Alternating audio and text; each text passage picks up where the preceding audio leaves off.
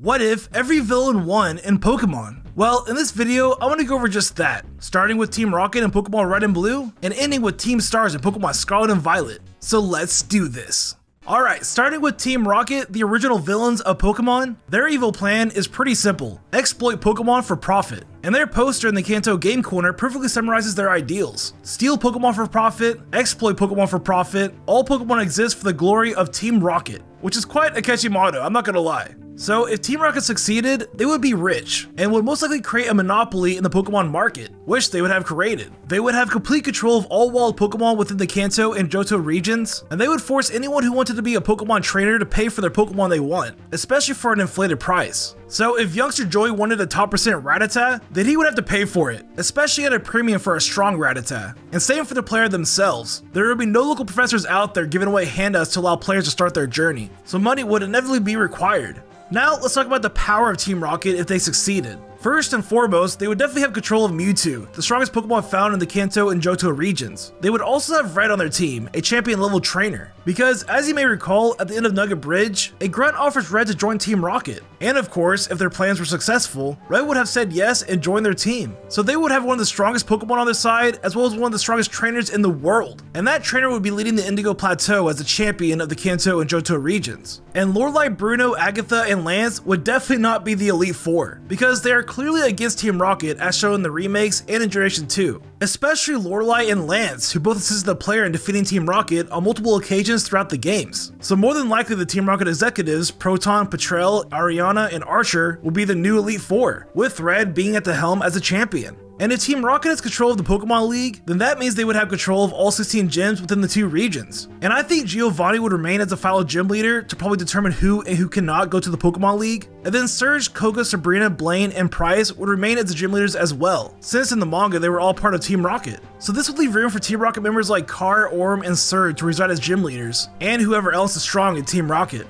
And finally, Team Rocket would have a monopoly on Pokeballs, since they would have successfully taken over the Sylph Company, which would mean that Pokeballs will be sold at an even higher price, and no Master Ball would be accessible to the general public, only for Team Rocket themselves. So yeah, Team Rocket would make life miserable if you wanted to be a Pokemon trainer. But funny enough, this is one of the best outcomes of the villain succeeding, because some later ones in this video get pretty wild. So let's continue. Next up is Team Neo Rocket, and we'll go over their schemes fairly quickly. To jump right into it, their entire plan was to find Giovanni and bring him back to resume his position as leader of Team Rocket. And if they succeeded, everything that would have happened in Generation 1 would have happened 3 years later in Generation 2, with a few additional feats. And there are only 2 feats that are worth mentioning. For one, they would now control the Goldenrod and Lavender radio towers, giving them control of everything media related in the Kanto and Johto regions. So this would give them the opportunity to spread false propaganda to everyone who listens to the radio, and they would most likely try to portray themselves as the good guys, doing everything for the benefit of wild Pokemon. And for 2, the most significant advantage they would now have is that they would have access to the machine that emits harmful sound waves, which has the power to brainwash and force Pokemon to evolve. And with this power, they can easily capture wild Pokemon and evolve them for a quick profit. And they will presumably have a monopoly on all shiny Pokemon, because the red Gyarados in the Lake of Rage is technically a Magikarp that retains its coloring when forced to evolve. So Team Neo Rocket could essentially just create shiny Pokemon at will, which would be yet another way for them to make profit off Pokemon trainers, especially the whales. So in conclusion, if Team Rocket fails in Generation 1, they actually become more powerful due to the purse they gain with Team Neo Rocket. They essentially become even more totalitarian on the civilians of the Kanto and Johto regions. Next we have Team Aqua and Team Magma, and I gotta say that these guys have some of the dumbest ideas that we see in the Pokemon games, so this should be fun going over them. Let's start with Team Aqua. Team Aqua's evil plan was to gain control of Kyogre and use his power to flood the earth, to return the entire world to its primal beginnings where Pokemon thrived and humans made no advancements to interfere with them. Now let's break this down because this is pretty absurd. First off, they would somehow have to prevent Rayquaza from subduing Kyogre. And like I mentioned in my strongest protagonist video, Rayquaza is most likely a planetary level Pokemon. But hey, this video is all about the villain succeeding, so let's just say Rayquaza doesn't care. And it allows Team Aqua to do whatever they want with Kyogre, which would never happen.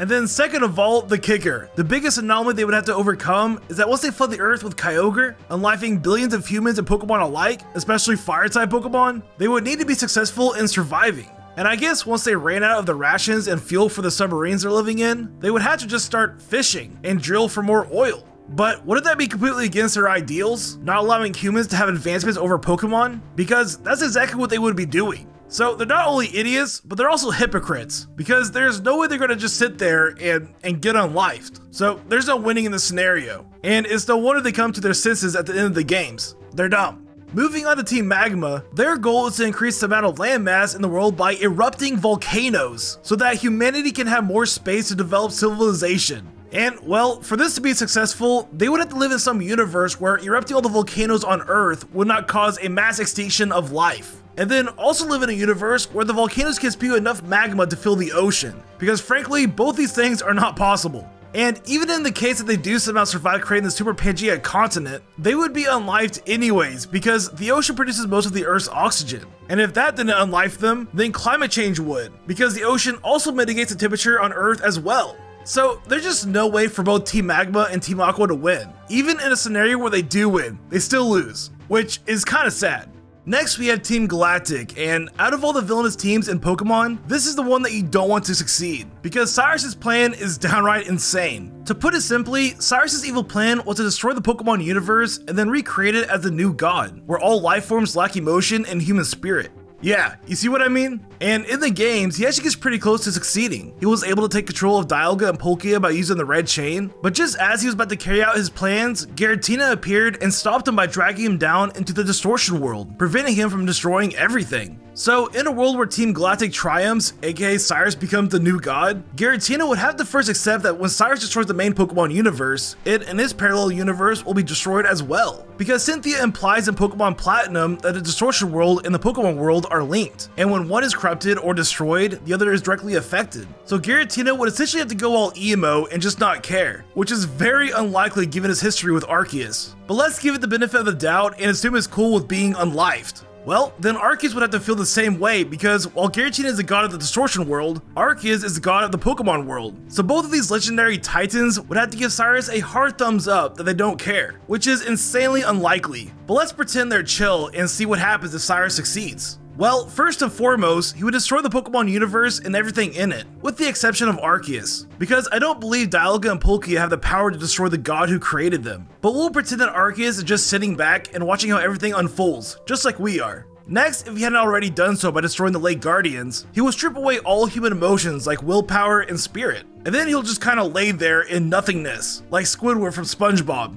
and be satisfied. He wouldn't feel happy, sad, lonely, or any emotion. He would just be content and living in this existence of nothingness for all of eternity. Well, until Arceus gets bored and reverts everything back to normal, or creates a new Pokemon universe and performs a multiversal reboot. But if Cyrus had it his way, it would remain like this forever. And yeah, that's pretty much it. A pretty climactic slash anticlimactic outcome if Team Galactic succeeded. Cyrus is literally just Thanos sitting in his little cabin, forever.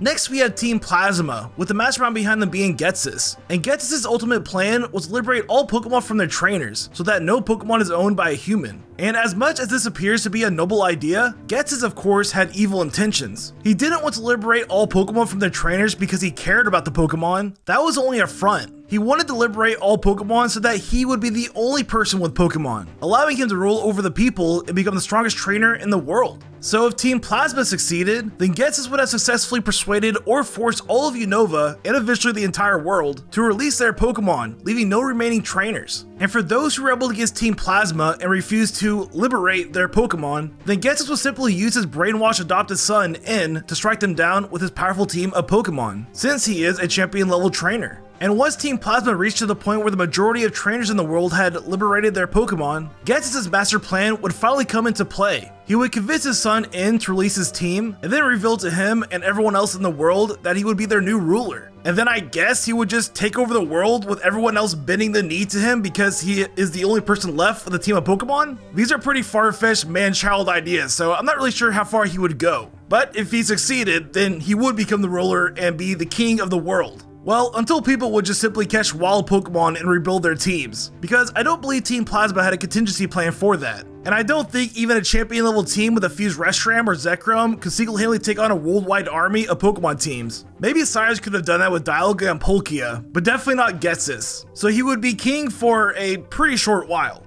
Next up, we had Team Flare, led by Lysander, who, to put it mildly, is a literal psychopath, because his goal is to make the world a more beautiful and better place by wiping out everyone except for Team Flare, because he sees unwealthy people as a source of the world's ugliness, and he believes that wiping out these peasants will make the world a more beautiful place. So in a world where Team Flare succeeds, it would essentially begin with the ultimate weapon successfully firing off and unlifing all of the peasants who didn't join Team Flare. And keep in mind, joining Team Flare costs 5 million Poké Dollars, which is probably around 5 million yen, which converts to about 38,000 US dollars. And I'm sure Lysander would give the entire world a chance to decide whether they want to join Team Flare or not, and pay the 5 million Poké Dollars. But after a certain amount of time, he would then use Yveltal's power to launch the ultimate weapon and wipe out all of humanity. Well, all of humanity of peasants. And for those who didn't have the 5 million Poké Dollars to survive the apocalypse, well, they're just out of luck. And Lysander, all of Team Flare, and those who paid to join them would live on for eternity, because with the power of Xerneas, they would all be granted immortality. Well, until the Earth exploded or was sucked in by the sun. Then they would just be floating in space.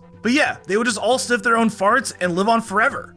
Next up, we had the villains of Pokemon Sun and Moon, and let's go ahead and start with Team Skull. Team Skull's ultimate plan is, well, it's to get rich by doing absolutely nothing. And I don't really know how they would accomplish this. Maybe some random Poke billionaire would start sponsoring them by giving them money, or they hit big and win the Poke lottery. There's no telling how they would achieve this, but one way or another, if they were successful, they would simply get rich. And that's basically all there is to it, if you can even call that a sophisticated plan. But moving on, the Aether Foundation's goal is essentially Lusamin's own personal goal, and her goal is thought to be to find her husband, Mon, at any cost in the Alola region. Because one day, while they were researching the existence of Ultra Beasts, he mysteriously disappeared. And ever since then, Lusamin became obsessed with finding the Ultra Beast, Naligo, believing that it would lead her to her lost husband. So if Lusamin were to succeed, she would simply find her husband, which is probably the most wholesome outcome out of all the antagonists in this video. But there is another version of her with a not so wholesome plan, and that is when she fuses with Naligo. Because of Naligo's toxins, she becomes insane and starts to believe that Ultra Beast should take over the world. And if that version of her succeeded, the Ultra Beast will rule the world, plain and simple. And the Frontier Brain, Annabelle, could explain exactly what would happen, because in her universe, the Ultra Beast won. But in short, all of Pokemon and humanity get destroyed and eaten. And lastly, we'll do an honorable mission for Team Rainbow Rocket. And basically it's the same story, but at a larger scale. They would conquer every world and every universe imaginable, and essentially be intergalactic multiversal rulers, which, I'm not gonna lie, has a nice ring to it. Next we have the villains of Sword and Shield, and I'll start with Team Yell. And I'm not even sure if they should even be in this video, but I'll do it for the memes. If Team Yell succeeded, then basically Marnie would be the best Pokemon trainer in the world, as well as the champion of the Galar region. And she would be the most famous person in the entire universe until the end of time, and the main character of all Pokemon games moving forward, and the anime, and all merchandise. And whatever else Pokemon related Marnie would be a part of. All the Pokemon cards ever printed would have Marnie in it. Because according to Team Yell, Marnie is the most absolutely best person ever to exist. And yeah. Alright, let's move on to Chairman Rose. And Chairman Rose isn't really a villain either. He just kind of creates a problem that could have destroyed the entire Galar region, and quite possibly had a dumber plan than Archie and Maxie. His master plan was to enact the Darkest Day by summoning Eternatus, which would then provoke Leon into abandoning the champion match and go on and capture it, so that they could harvest its energy for the rest of Galar's lifetime, avoiding any energy crisis that might occur 1,000 years into the future. And yeah, that was his plan. That was the entire plot of Sword and Shield. And even though it totally backfired and Leon couldn't even defeat it in his base form, luckily the protagonists saved the day and caught Eternatus for themselves. So in a way, Chairman Rose was successful in the games. And I guess in a perfect world, Leon would have defeated it and Chairman Rose wouldn't have gone to jail. But yeah, between Team Yell and Chairman Rose, Sword and Shield didn't really have any villains, but they were just too funny to leave out. Next up, we have Volo from Legends Arceus, and his plan is summarized by himself, and I'll just read what he said. You see, ever since I was young, whenever I met with someone painful or heartbreaking, I couldn't help but wonder why life was so unfair, why I was cursed to live through such things. Of course, I imagine we all go through something like that. Eventually, I chose to direct all my energy into my own natural curiosity and ambition. And what tickled my pickle more strongly than anything were the mysteries to be found in legends, in history, in ruins. You see, I fancied that by unraveling these mysteries, I could find out how the world itself came to be, and with that knowledge, maybe even force a new, better world. Yeah, did you get all of that? So if Volo succeeded in his plans, then with the help of Giratina, he would have captured Arceus and learned all the mysteries of the Pokemon universe, and reshaped aspects of the world that he didn't agree with, similar to Cyrus. And if you're wondering why Giratina helped Volo but stopped Cyrus, it's probably a combination of Giratina's hatred for Arceus and that Volo's actions might have motivated Giratina to stop Cyrus, since it knew what the possible outcome would be. But yeah, pretty simple stuff, just capture the god of all living things and take over the multiverse. So let's move on. And finally, we have the villains of Pokemon Scarlet and Violet, and we'll go ahead and start with Team Stars. And if you haven't played the game yet and don't mind spoilers, Team Stars isn't even a villainous team. They were only thought to be antagonists until it was later revealed that they were misunderstood. They are actually the good guys trying to stop the bullying at the Academy, so including them in this video wouldn't make much sense. And I would say the real villains of Scarlet and Violet would probably be the Professors Sada and Turo. But at the same time, they're not really villains either. They're kind of like Chairman Rose in that they simply make bad decisions in the game. But for the sake of the video, we'll go ahead and speculate on what would happen if they succeeded in their plans. So their ultimate goal was to have all Paradox Pokemon sent to the present and roam around in Paldea, with no regard for the consequences of their invasion. So if they succeeded in their plans, the Paradise Protection Protocol would be successful in protecting the time machine that's spawning all of the Paradox Pokemon. And because these Paradox Pokemon are considered to be invasive species, the entire Paldea ecosystem will be disrupted, causing several Pokemon, if not all of them, to become extinct or flee to a different region. And that's basically all there is to it. Paldea would become a terrible place to live for Pokemon and humans because it would be filled with Paradox Pokemon. And there you go, that is what would happen if every villain in Pokemon succeeded. I hope you guys enjoyed this video. Hey you should definitely watch my one fact for every villain in Pokemon video. You will be surprised by some of the facts, I guarantee it. Just click on the end card right here. And also click the subscribe button and ring that bell.